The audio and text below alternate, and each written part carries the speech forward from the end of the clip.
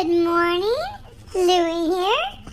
Happy, marvelous Monday, everybody. Guess what today is? National Bubble Wrap Appreciation Day. I have some jokes for you. We are all mature here until somebody brings out the bubble wrap. Therapy is expensive. Bubble wrap is cheap. At night, I didn't want my pug friend to get hurt if he fell out of bed. So Mom helped me wrap him up in bubble wrap.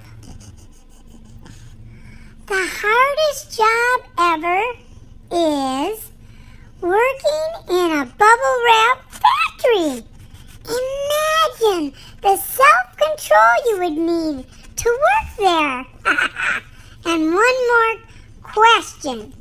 Have you ever done the bubble wrap dance?